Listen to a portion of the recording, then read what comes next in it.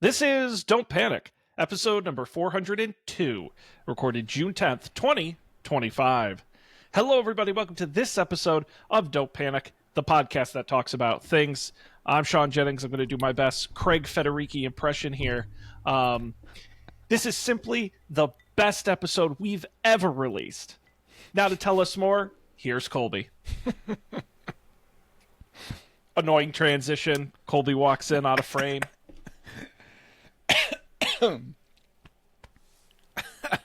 Yeah, excellent.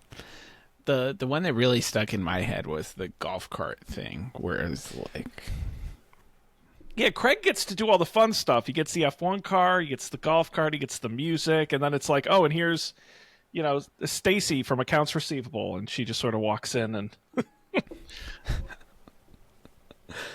nice. Sean, I made you start recording because I thought this was funny enough to talk about on the show. But I was at work yesterday watching the presentation, like in the the little picture-in-picture view, and I kept missing things because I was trying to like build something that I was working on my computer, and it would go along, and then my entire computer would crash. It's so annoying. It really interrupted my WWDC keynote consumption. And it happened once, and I was like, that was weird. And I wasn't really sure what it was. It could have been anything. But then I turned the computer back on and restarted everything and logged into everything again. I work in a big company now, so you have to log into everything all of the time. Mm-hmm. Always be logging into stuff. And then I started up the keynote again. I got back to what I was doing. I ran the command, and I was like, and it started happening again. It was really weird because it was it wasn't all at once. It was parts of Mac OS would start crashing one by one, and not like the apps, right? Like Slack was still there, but all of a sudden you couldn't do the 4-finger swipe to get to your Windows, and you couldn't tab over to another app, and then the menu bar just went away. It was like, what is happening? And then the computer crashed. So I missed several chunks of the keynote, which I'm sure we'll discover which ones they were when we get through the list. And I was like, oh, I didn't know that. Well, listen, the good news is, Colby, pretty soon you'll be able to let Apple Intelligence build whatever it is you were building so you can focus on the important thing, the keynote. Exactly. No problem. That's the dream. Yes, that's very unfortunate, actually. My Mac was a week or two ago did the same thing where the apps were 100% fine, but everything else was melting down. Yeah. Which, as a Windows user, I know very well. Right. It was odd to see it on a Mac. Yeah. There was a time when that was more a part of the lifestyle. You'd get it was the kernel panic screen, and the whole computer would crash, and there was this very specific black screen with text in different languages that would come up. I don't even know what's the I know there's on Windows obviously you have Control-Alt-Delete to bring up the sort of active processes to force quit things. What's the key command for force quit on a Mac? I've never even used it. Great question. It's Option Command Escape. Option Command Escape. Watch, I shut down my whole computer. Oh, there it is. Okay. Force quit Chrome. Click. Okay. Well, there you go. I've never had to use it before. Yeah. So you can also do it from Activity Monitor is the thing that's more like the Control-Alt-Delete from Windows. There's way more stuff going on in there. And you could also force quit things, but... Well, we've got a lot of activity tonight to monitor because, Colby, we are covering our 12th WWDC, which is crazy to think about. They mentioned in the presentation talking about the new design. They said the last time we did we updated the design was iOS 7, which was the first iOS we ever talked about on the show. That was our first ever episode. I was thinking about that today because I was listening to a different podcast and they were talking about installing the beta of iOS whatever, like 72.26. Is that what we're at? Yes. And I did that with iOS 7, and like my phone crashed all the time. Like I would get a phone call and the phone would crash. So I'm not going to do it this time, is the moral of the story. Very smart. Gonna keep it I mean, who stable. knows? We're going to go through. Maybe there must-have features you must have today. Or maybe probably some you can wait till fall. Right, maybe I missed something important in the keynote that I just can't wait for. Yeah, we got a great list here. So, for folks who may not be familiar, WWDC, the Worldwide Developers Conference for Apple, it's where they get all developers together and they announce all the new software for the coming year. They do their hardware in the fall. We have covered this every single year for the last 12 years, and this year is no exception. The keynote was on Monday. I have gone through. I'm going to share my screen here so the folks at home can look along. Okay, allow. Okay. Let's see if this works. Share. I have here a list. Now, I wouldn't say this is every single thing they announced, but it's the ones I felt were notable enough to bring up. And for the first time, I've created these categories. Now, these categories, Colby, can change as we go through. All right. We want to create new ones, change them. I have sort of your good to great, game changer, pretty cool, unimpressed, bad idea. And then I have some more complex feelings. Not sure yet, underrated, overrated, or who cares? Because we're complex guys. We are. There's a lot of nuance in Don't Panic's coverage of this, our 12th WWDC. Yeah, I think 12 years ago we were like, good, bad, but now we've really come a long way. Right, that used to be, feels good, feels bad used to be the official Colby scale for things. Remember, that was a much simpler time back then. 2013. Boy, it was. Yep. So we're going to go through in chronological order what they announced. We're going to talk about it, put it into a category. If you're watching us live right now on our Twitch channel or Facebook or YouTube, you can comment along if you have any opinions on our opinions. But let's start with the first thing they announced, Colby. I know this is the one you're just so psyched about. F1 the movie. Brad Pitt and Apple Films have combined to create this action thriller directed by the guy who directed Top Gun Maverick. It is fast, ? But it is something that they promoted right at the offset. Are you excited for F1 the movie? No. I do all my TV watching on an Apple TV, so I was aware of F1 the movie well before this. I just don't care. What do you think? I think the funniest thing to me about F1 the movie is that F1 is the name of the racing company. They use the F1 logo as the logo for the movie. That would be like calling it the Lego movie. Yeah, basically, but it's even more generic than that because it's like calling it like NFL the movie, right? And that maybe if anything bothers me the most is just how uninspired the name is. No, I have no interest in seeing F1 the movie. I find it very funny that it will be in theaters, but I think the streaming company making a movie that probably only looks good in a theater is very funny to me. I hope they do. The one thing that I would get excited about is if they did a Vision Pro version where you're like in the racing sea and it's the space with the like three, look around, the whole thing. Like that would be cool. No, I have no interest in F1 in general. I don't have much interest in Brad Pitt. I'm sure it's a perfectly fine movie. But Apple spent a shit ton of money on it, so they've got to promote it. Is there a category we think it fits in?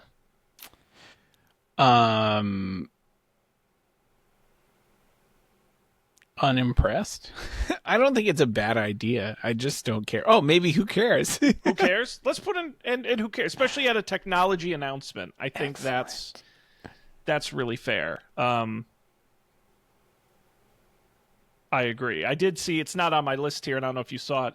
Apple put up a chart about Apple TV, and of course, everyone talking about views and ratings and minutes watched, and Apple's like, and for the fourth year in a row, we're number one on highest rated originals, like in quality. And I'm like, Cool. Okay, their originals are pretty good. They're very like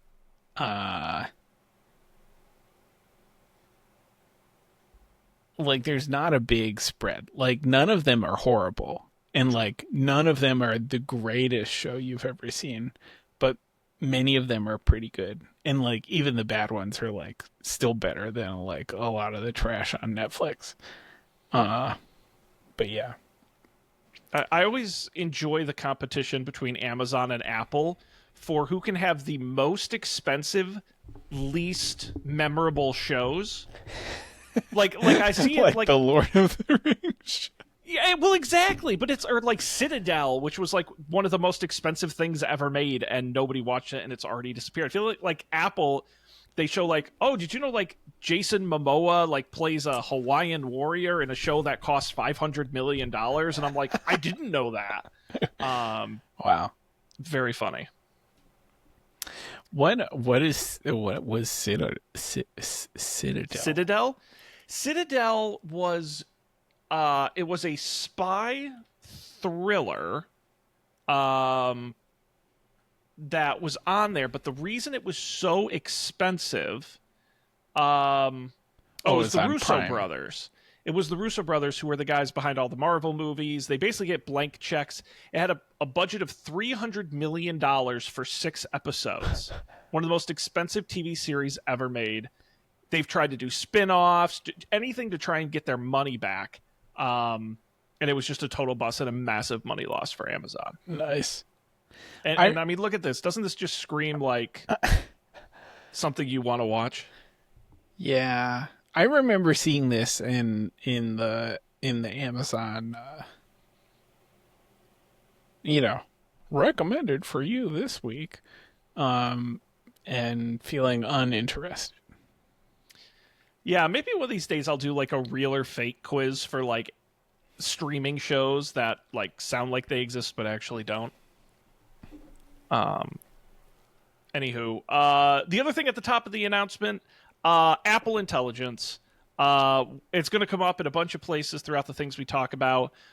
2 things up front that they really pushed. One was they said right up front, I'm paraphrasing, no Siri updates. Siri is still the same, and we know it didn't go great the first time, and we've got more coming, and hold on to your seatbelts, and that was about it. Which I guess it's good that they half admitted it, but at the same time, I guess we'll talk about all the intelligence stuff throughout the whole thing, but I didn't see anything here that I was like, I've never seen that before. That's totally unique. Or, that really pushes the envelope in artificial intelligence. It was a lot of... No. Yeah. Yeah, Siri. Man. It feels like... Oh, didn't Amazon have kind of an Alexa flop recently too, where like they promised some stuff that like didn't work out? Like maybe, like why is it? I mean, maybe it's just harder than it seems. Like I don't super understand because I mean it seems like you can talk to ChatGPT right now. You can go into ChatGPT and blabber with it. Like why can't I blabber with the Siri AI? But if everyone's failing at it, maybe there is some unintuitive hurdle that's there. It's not their fault. I just think AI inherently isn't particularly useful today, and so I guess it's more of an it's if they hadn't overpromised it last year, it probably wouldn't be a big deal. Yeah. But they showed off stuff they weren't ready to deliver. That's more the problem than how good the AI is for me. Is if they said, hey, we're trying it out, we're working on it, we're going to figure it out, that's fine. But I think the one thing that all the AIs are doing is conversational AI. That's huge for the average person. Right. And the fact that Siri can't do that in a way they promised us last year, I think is their biggest problem, not their AI in general. Yeah, it's probably true. But I don't know. Siri's been kind of a dumbass for, ever. So, Yeah, I'm sure it's hard. yeah. But I don't know. I put it under bad idea for no new Siri. I agree. Because I think they need to do that. Yeah. Sean, isn't there an AI that's a big part of your life? Do you have an AI companion? His name is Charles. He's a cat. No, are you? But I don't. Are you referring to something specific? I'm not picking up. No, like do you use like ChatGPT or do. like Claude or one of the?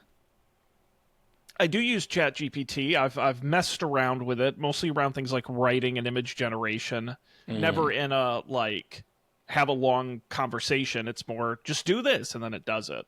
Yeah. But I am seeing it pop up in more and more places for sure.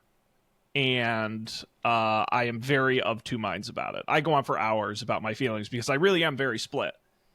Because it's both interesting, unique, and useful, but also the dumbest people alive are very excited about it, and that's usually a red flag of this is a bad thing.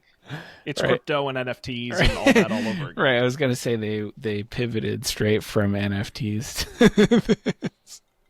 Yeah, except I actually could see how this might be useful.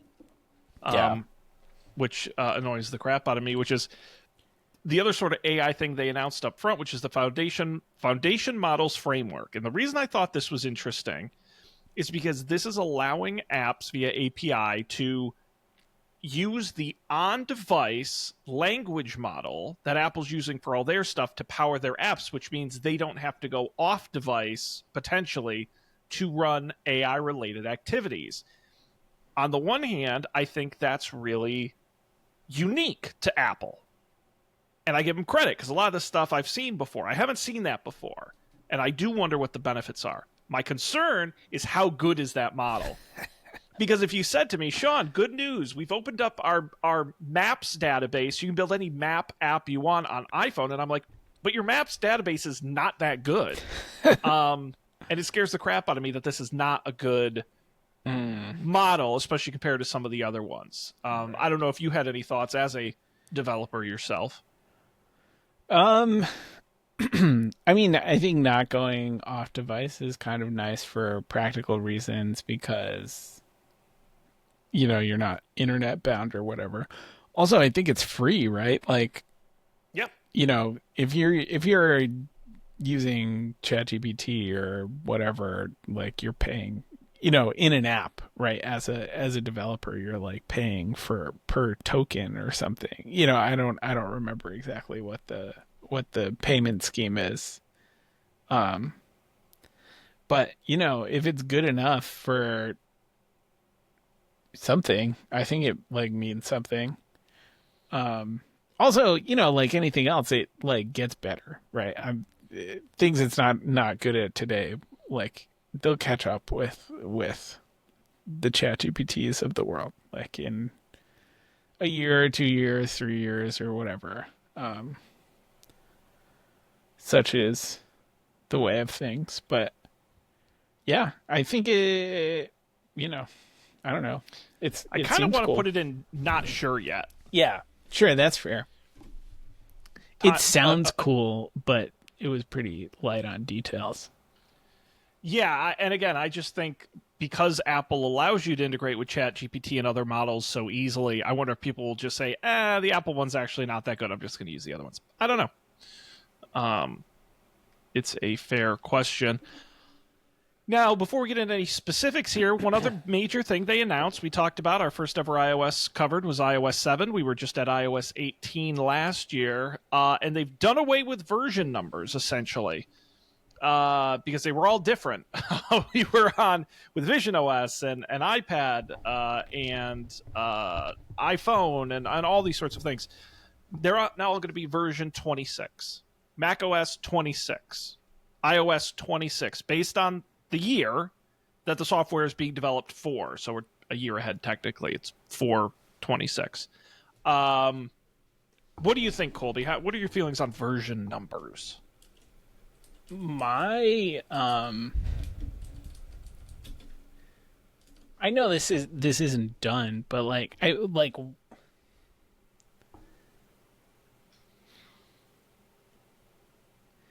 this made me think like what would happen. Like maybe sometime they should just have a year where they like don't do do a new version one year.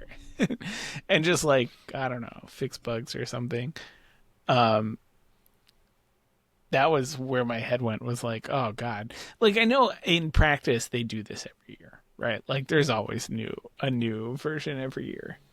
But does this codify that? Like will there always and forevermore be a new version of the OS every year? Sounds like it. But I think it's fine. It's less arbitrary than iOS, 18 or whatever we'd be up to. Yeah, I mean, I do like that they're streamlined between all the different OSs. So now you can say, all my stuff's on 26. I'm all caught up, versus not knowing which one is the most up-to-date. True. But, that's an extremely interesting point I hadn't considered. You've basically now required yourself to do something for every OS every year, because they can't get out of sync, because you can't have some on 27 and some on 26. And so that is interesting. I don't know of other companies that necessarily do it that way. I mean, I guess it could be 26.2 or something, but that would be like crazy. To do that beyond that into 27 and 28, but doing versions of 26. I don't know. It'll be interesting to see how they do it. But yeah, that is a hell of a box to put yourself in. Yeah. I don't know. I mean, I guess if it really comes down to it, what's stopping them from doing one of the version changes where it's just like security updates? Probably nothing. Or they might end up, honestly, at some point, they might just drop the numbers, like when it just became the new iPad. Right. They can kind of do whatever they want. Right. It's iOS. You don't talk about the number. Where do you think this one lands? Eh? I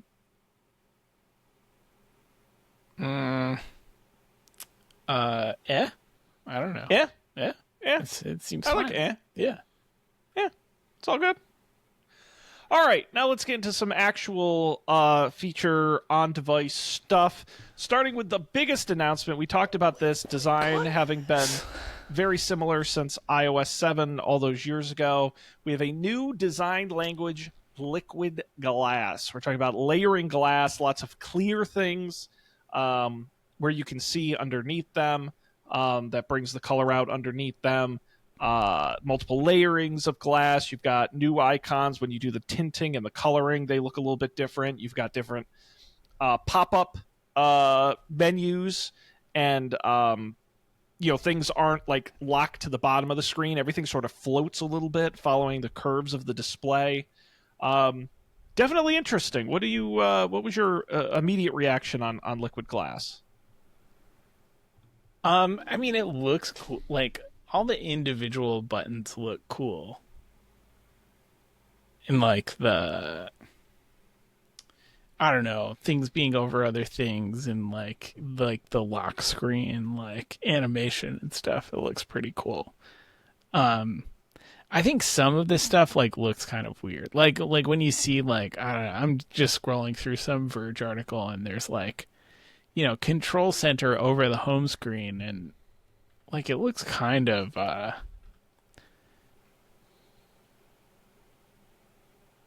it feels kind of like busy. But I don't know, maybe that's the point. Maybe I bet it feels a lot different when you oh yeah, look at this. I bet it feels a lot different when things are moving too. Like, I feel like that's something that doesn't come through. Like, yeah, like the pictures under the menus are all moving. do like that, like super, the detail menu thing that they show. I think that's gonna Yeah. be so nice. For so many so many things that like really just need to show you some words for what the stupid button does. I don't know. What do you think? Uh, like a lot of things. Some things I like, some things I don't. I think when you go to sort of see through icons, I think it's going to make the whole device feel lighter. I think it's going to make it feel bigger, which I like. I totally agree. I think the menus are great. I do like. I think I'm going to like the floating buttons more so than the stuff locked into the corners. I think my biggest disappointment is that I don't think they went far enough. And like I paused it here on the screen, like they kind of just glassified a lot of the existing design elements, and I kind of wish their whole thing was like, we haven't touched this in over a decade. And then but we still left a lot. Like I would have liked new icons.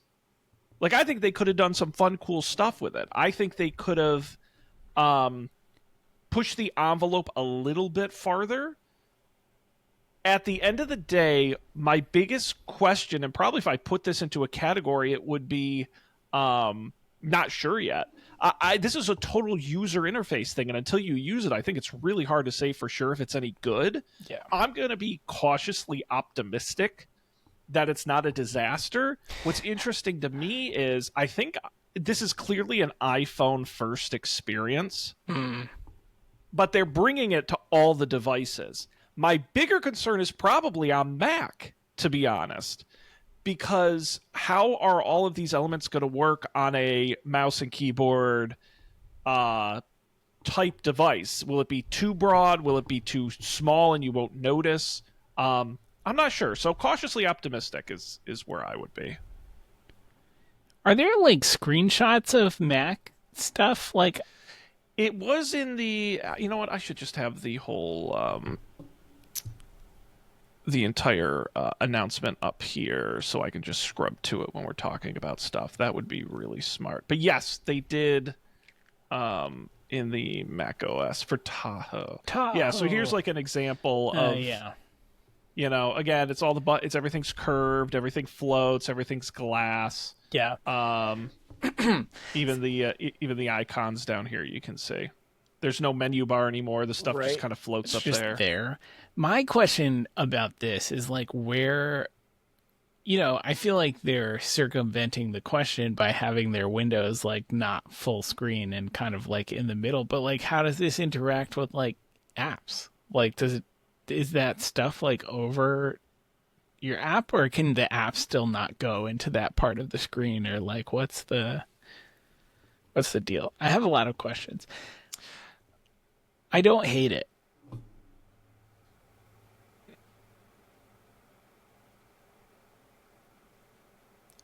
I don't hate it. All right, cool. I think I agree with you. It does I feel like I get it on the phone. Like I can imagine what it's like on the phone. On the Mac I can't quite imagine. Like I see the screenshot. I was like, okay. But I have a lot of questions. Yeah, I mean, when I think back, we talked about this back in the iOS 7 days. There was a lot of stuff they did in iOS 7 that was not good, and it took them a couple years to really fix it and clean it. That's true. So the idea that this is going to be a slam dunk on day one, I think, is kind of far-fetched. But I give them credit for trying, and I don't think it's going to be... I think to some of their past design, the like green felt game center back in the day, and some of those like aggressive design, I don't think it's going to be, if you don't like it, I don't think it's going to be hard to just ignore it. Yeah. So, yeah. I think I like the additional texture and stuff. Like, I don't know. I feel like, this isn't an original take, but I do think the like the super flat iOS 7-esque like design aesthetic has gone like everywhere. And And it's really quite boring. Yeah. Oh no, I agree with you. But I also wonder. Part of the announcement was they were really pushing up front. You mentioned the lock screen, but they were really pushing when you tilt your phone, the glass effects are shiny and do things. and I do wonder if that's going to be really annoying. Mm. And that might get toned down or turned off over time. Actually, the thing I thought was the weirdest in this whole presentation is the clock, the clock text growing and shrinking. that gets taller. It's very weird. Yeah. Thankfully, things you can turn off. Right. Where they're like, we designed a font that stretches really good. And I'm like, okay, that's super cool. This kangaroo picture is weird, too. Fully unnecessary. Yeah, it's a lot of the kind of gimmicky stuff. Right. But all in all, interesting. More to come. We'll report back in the fall when it's on our devices. Right. Continuing on here, there wasn't a ton in CarPlay. CarPlay is also getting the design, liquid glass. One of the things I did want to mention is the addition of live activities that will show up on your screen. In addition to widgets, developers can now build widgets that will live again on your CarPlay screen. I am pretty excited about this. Live activities, not so much. I don't really use a ton of live activities.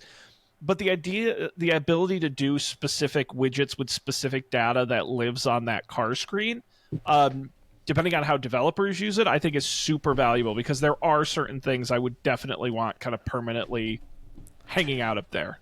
Yeah, totally. The weather, the iOS weather, it's going to rain in 10 minutes and this is for how long thing. That would be great in the car. Yeah, or again, and we'll talk about shortcuts later, but you can create custom stuff, and there's I think you can have a lot of fun with it. In addition to some live activities where, you're tracking a flight as you're driving somewhere. I mean, there's just some fun things you can do. So any opportunity to enhance CarPlay, because I love CarPlay, so same. That's a winner. Same. I put that in pretty cool. Call screening and hold assist. These are two new phone features. Starting with call screening, we get lots of unknown number calls. Apple is rolling out a feature where it will not ring you if you get an unknown number. Instead, it will answer in the background, ask the person to say who they are and what they want. They'll say, "Hey, it's me, Colby, and I want to see what you're doing for dinner." That's my Colby impression. And then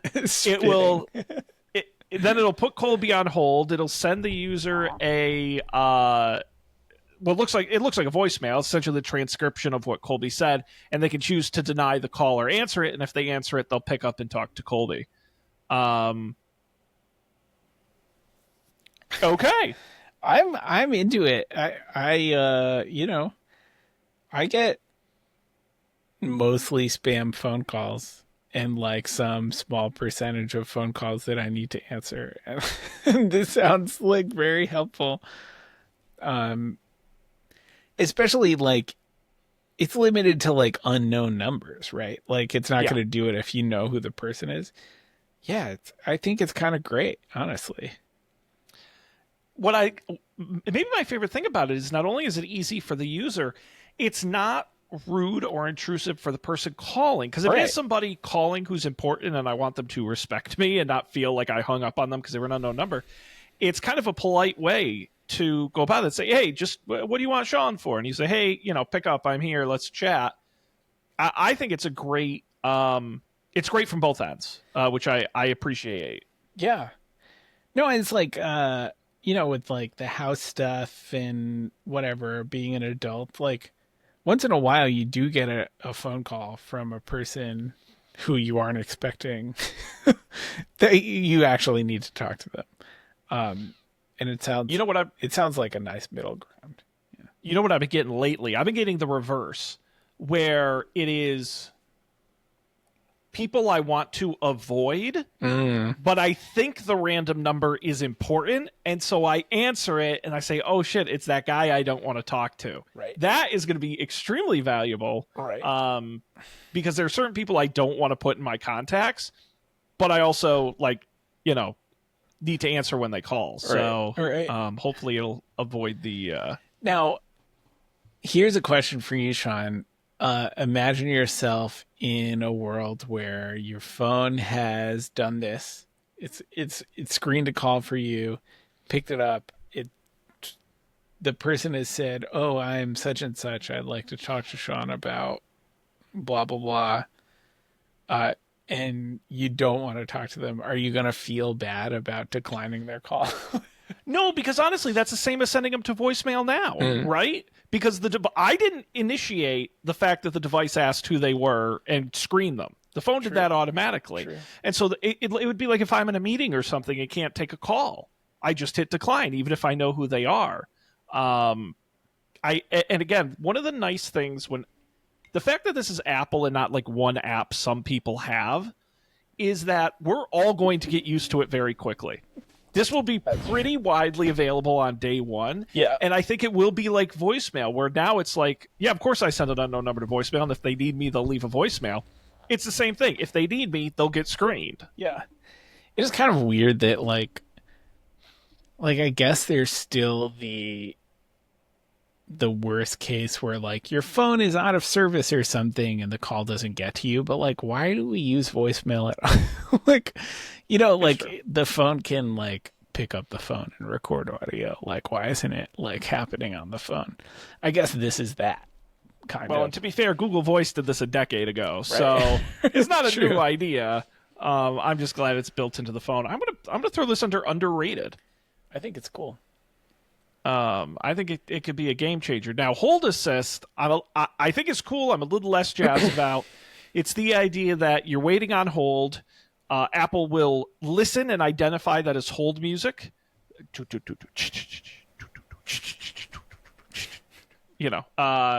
And you hit the button and you can walk away, and in the background it will listen. And as soon as the hold stops and the person picks up, hello, operator, you will be able to, it'll transcribe what that person says to you, just like in call screening, and you can hit the button to answer, to pick up, and respond to the person. Colby, how often are you on hold these days? I feel like I'm not on hold that much. Yeah. I'm trying to think. I was on hold recently. Oh. I was on hold recently because we were talking about this before the show. We got a construction loan for part of our house project, and only local banks give construction loans. And so we had to get this loan from, like, a Rhode Island only bank. And I was on hold with the Rhode Island only bank because I have to set up a checking account with them where the money will be deposited. And it was excruciating. Like, setting up a checking account with them was truly excruciating.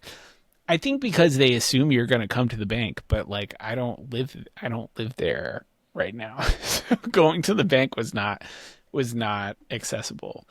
So we tried to do it through their, like, weird, obviously Salesforce based, like, online bank flow, and it just didn't work several times. But in any case, I was on hold, and their hold was so annoying because the music would play for like 10 seconds, and then a voice would come on, like, almost immediately, and say, like, we value, you're a valued customer, blah, blah, blah. Wait times are longer than usual right now. But it was 10 seconds of music, and then it would play this message, and it did that over and over and over again. It's like, I get it. Like, I'd rather listen to the music than hear this again. But my litmus for a hold assist will be, like, if it can deal with that. Right? Because, like, can it figure out that this is the pre-recorded message and not a person? Because if it's, like, doing that every 10 seconds, And hold assist is like, oh my god, someone's on the phone. Because like every hold message does that now. Like even if there's more music, there's still a voice that comes on and says like, oh, you could be doing this on the website. What are you wasting your time did you know here that for? most common issues can be solved by visiting our website? Exactly. I do have to say, sometime go on hold with Home Depot. They're very funny because, first of all, their hold music is that Home Depot thing, ding, ding, ding, ding, ding, ding, ding, ding, ding, their song. And then they have the guy come on and talk, but they have one loop of the same message they play over and over. At the Home Depot, we're here to help you get projects done faster, blah, blah, blah. Like 10 seconds goes by. At the Home Depot, we're here to help you get projects done faster. Another 10 seconds. At Home Depot, that's very maddening. That drives me crazy. Yeah. So, yeah, I agree. I think this is a little more... it'll be interesting. I don't know what category it falls into, but I do think this is a time we'll tell one. I have a feeling companies are going to figure out how to work around this. Yes. Yeah, not sure yet is probably the... And by the way, the one other thing I will say is, Colby, I'm not surprised with your banking problems, considering the state of Rhode Island is the home to all financial crimes. Yeah, okay. It's a place. Gotta hit my friends in Rhode Island. All right, messages. Some updates for messages in general and group messages specifically, kind of taking some features from your Facebook Messenger, your WhatsApp, the ability to add polls to chat, the ability to add custom backgrounds to chat. And one other thing is now messages will be filtered by default. So if you get messages from unknown numbers, they will get sent to a separate inbox that you can do by hitting the filter button. However, Apple claims with Apple Intelligence, things like restaurant reservations or two-factor authentication codes will float to the top. They won't get stuck in that filtered inbox. You can also whitelist numbers to go to the regular inbox so they aren't in.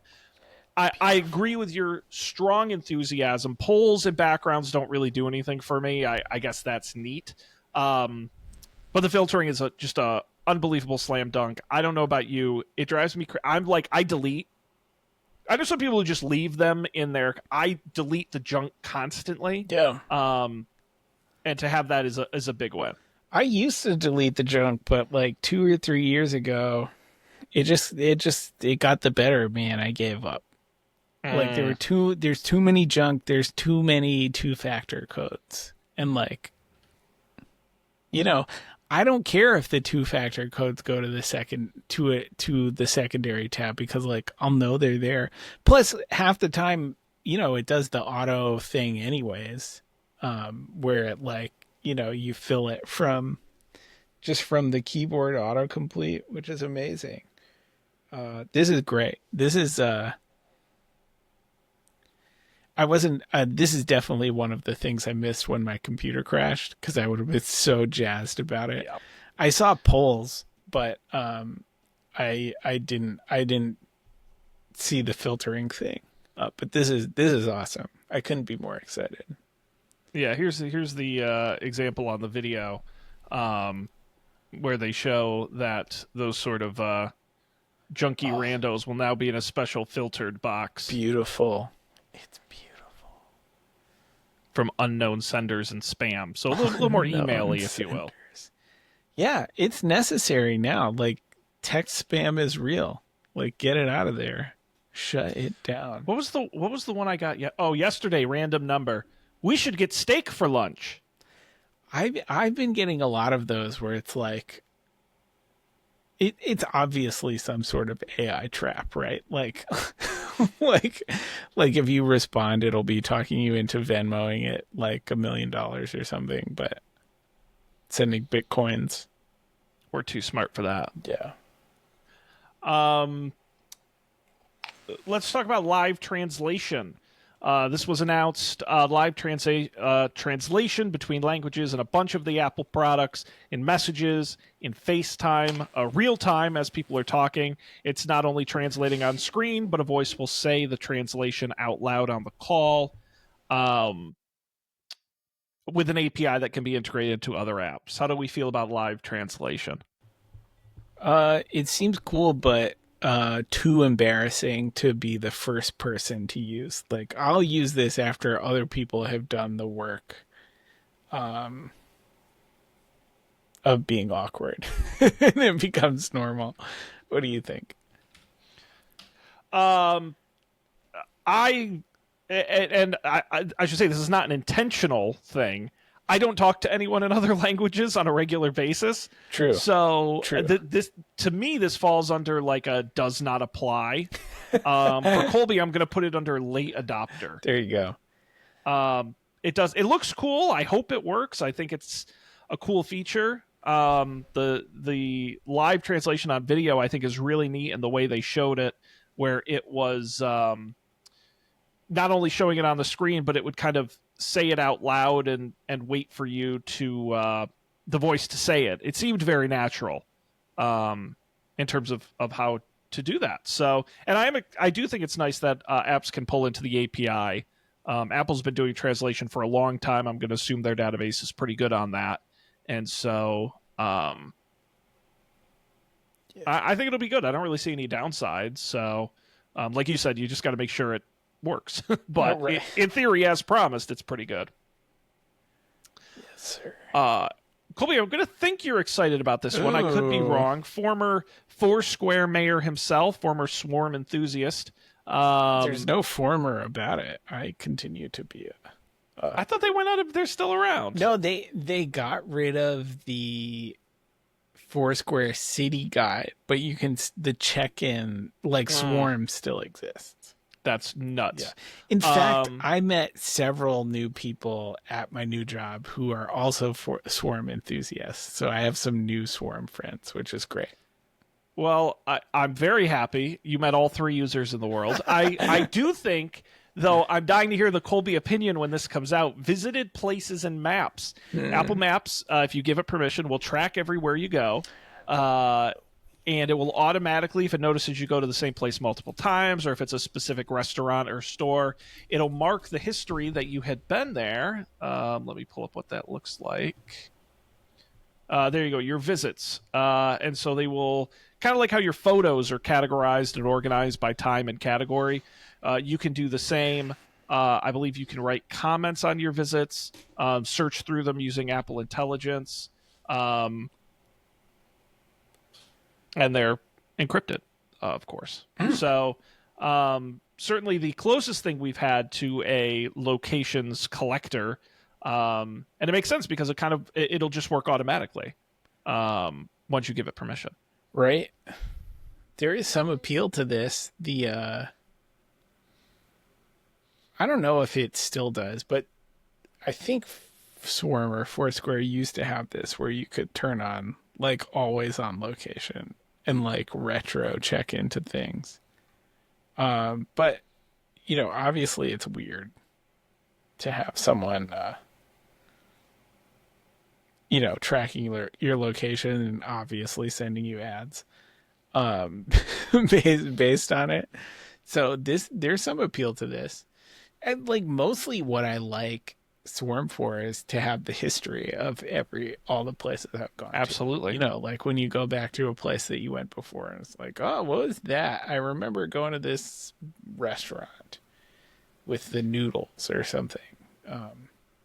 Well, that I'm curious. You know, they didn't get into a lot of detail, but just looking at this, like some of these have comments under them, and so I'm wondering if you can attach images or other information. I'm just curious how deep they let you go in this. It says right here.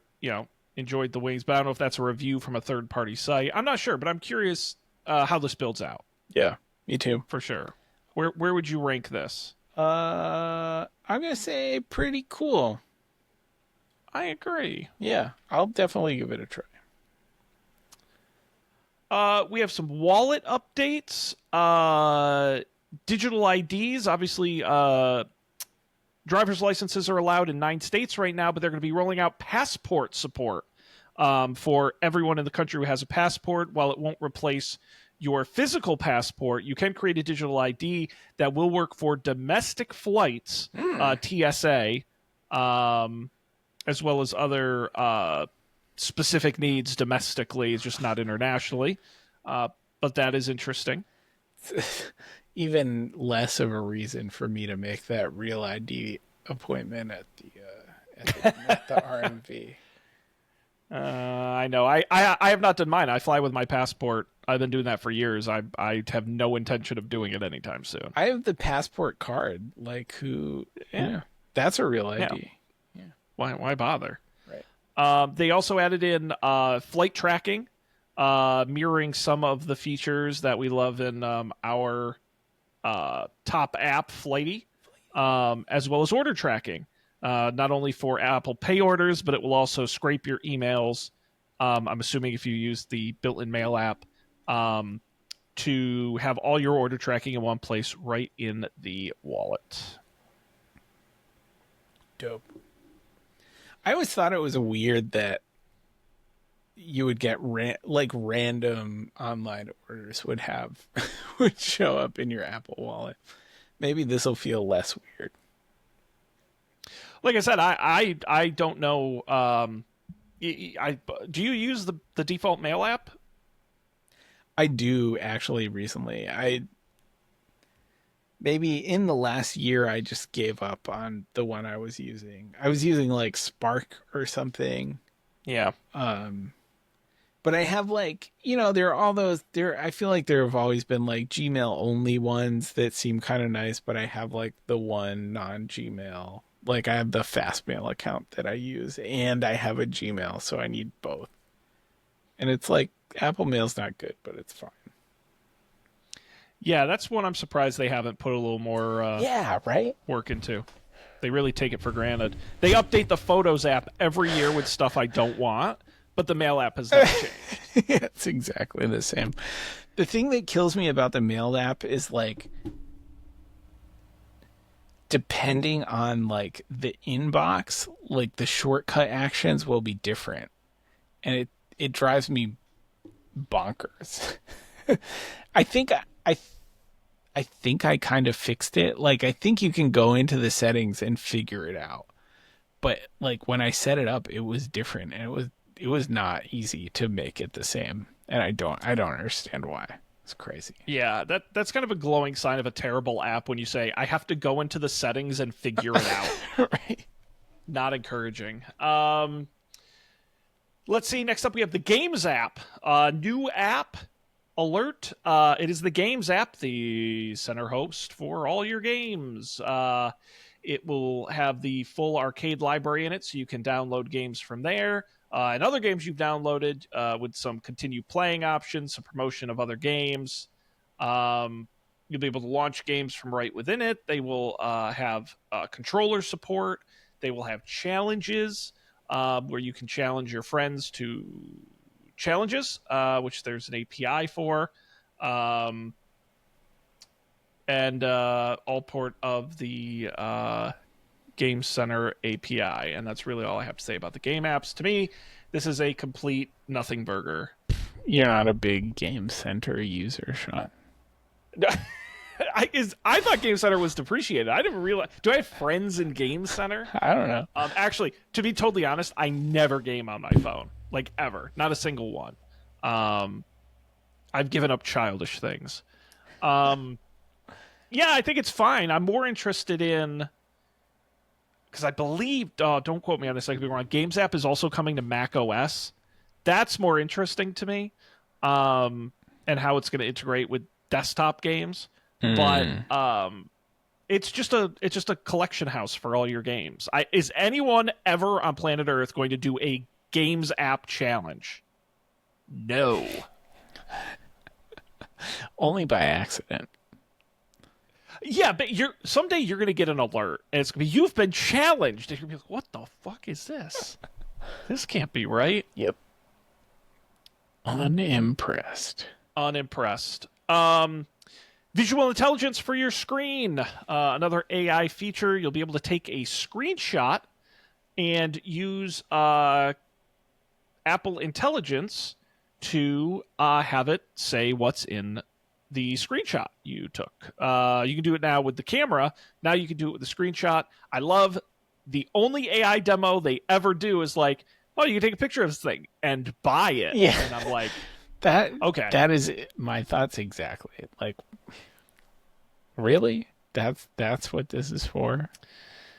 Yeah. Now, the interesting angle for me is, again, API apps are able to integrate into this. So you can tap, when it analyzes the image, you can hit Google or Etsy, or they give a bunch of examples, Chat GPT.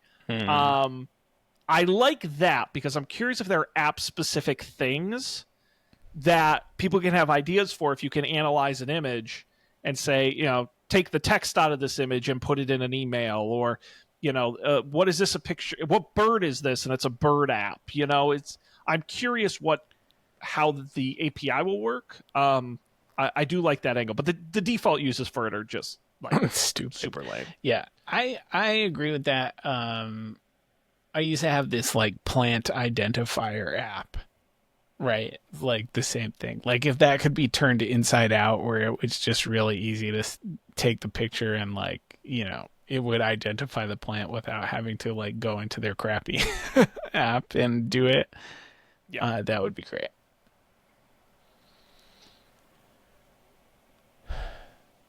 Maybe overrated.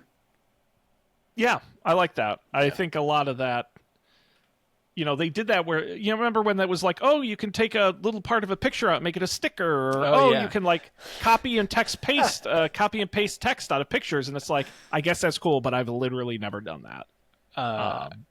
I've done the sticker one, the picture sticker one, but it was mostly a thing I did when it came out and not something I've done now.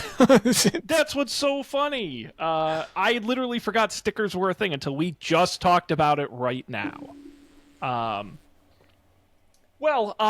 Colby, that got us through iOS alone. And we're coming up on the hour mark.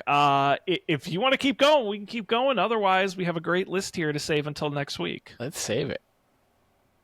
I love it. We got there's something. We got Workout Buddy and Wrist Flick and TV Karaoke. We got some wackadoo stuff that we will continue and talk about next week. And by the way, for the folks out there, we are putting a conversation list together for upcoming episodes, and I am excited because I think there's some really interesting things on it. Mostly the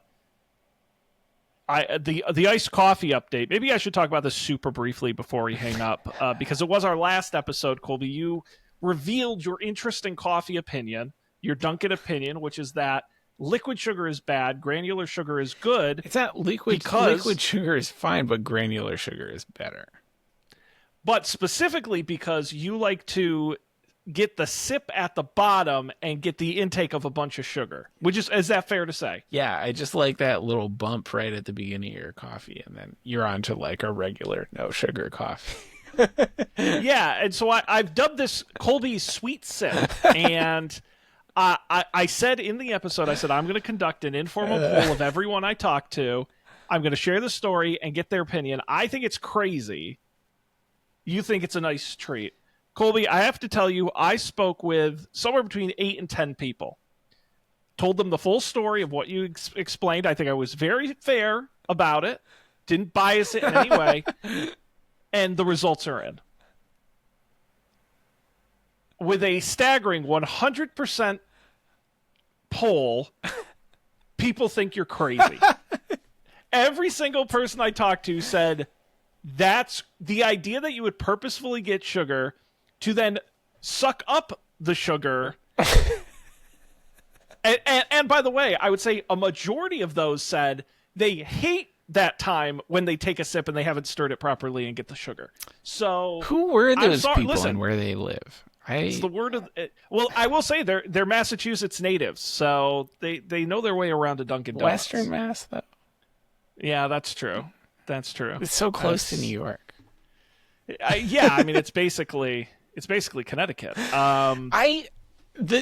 I like know that there are other people out there who agree with me. Like I know I'm not the only person. Is there who a feels Reddit this way. forum for this or something? There probably is, but I truly can't remember who, which is killing me. There's got to be at least one person who we both know who also feels this way.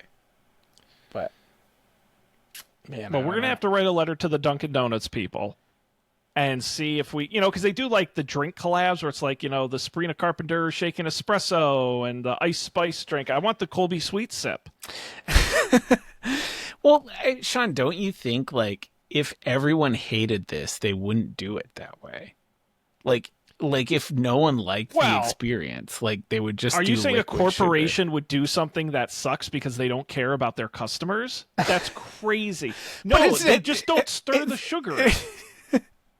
But it's like the Dunkin' in New York in Poughkeepsie, like they would do liquid sugar by default. This is what I mean. Yes, because it's a new innovative technology that takes away the pain of a sweet sip. The pain is what it's for. If it's not hard, you didn't, what's the point? That's true. It's all about the struggle. Right. Listen, Colby, the things that make you great are the unique things. I love the sweet sip. It made a very funny anecdote for my friends and family and colleagues. But I promised I would report back. Unfortunately, you did not win the race. That's all right. But that's all right. They now, by the way, people said they didn't mind granular sugar. It was the idea that you would purposefully take a sip of a bunch of sugar at the beginning of your drink.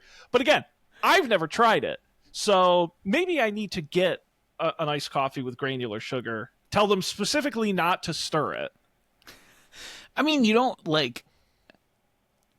usually get granular sugar, right? Like, I haven't in quite a while. I don't you don't ask them not to stir it. Like, it just doesn't all dissolve. Like, it's just the way it's just the way it goes. They do they have the spoon and they get the cream in, but there's going to be some sugar at the bottom. I'm going to order 20 sugars. Yeah. It's all going to be 20 sugar.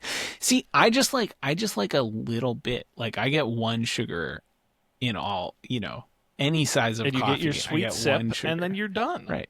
It's like, I don't need the coffee to be sweet. I just like the little treat at the beginning. So, have you been to a Texas Roadhouse? No. Restaurant? Honestly, for chain restaurants, it's not the worst. It's not great, but it's not the worst. You could do a lot worse. But when they do a margarita there, you can get it with a tequila shooter, which is they take your margarita, then they take like a little plastic test tube, and they fill it with pure tequila, and then they put it in. And then the thing is, you take it out and you pour it in, and it's like a more alcoholic drink. I think the Colby sugar shooter, it's a little thing of sugar, right? And you pop it back, and then drink your coffee. It could be good. Listen, we can experiment with the format. I don't know. I just Duncan, call us. Right. I didn't design the system. I'm just thriving in it. But everything's coming up, Colby. This is great. See, these are the kind of thrilling conversation you'll get if you come back to the show every week. Don't panic. Make sure you go to the website, don'tpanic.io. All the episodes are there, audio and video going all the way back. Every single episode is somehow still available, so you can go all the way back. Of course, subscribe wherever you get podcasts. Look for that red button. And, of course, for the video version on YouTube to see our fantastic faces. Of course, you can email us, don'tpanicshow@gmail.com. And you can watch the show live whenever we do it on our Twitch channel. Make sure you subscribe, follow, so you get an alert when we go live. But that's going to wrap it up here. Another WWDC in the books. Until next week when we do the other half. But for now, we're done. On behalf of Colby, I'm Sean. We appreciate you being here. We're going to see you next time for another great episode of Don't Panic.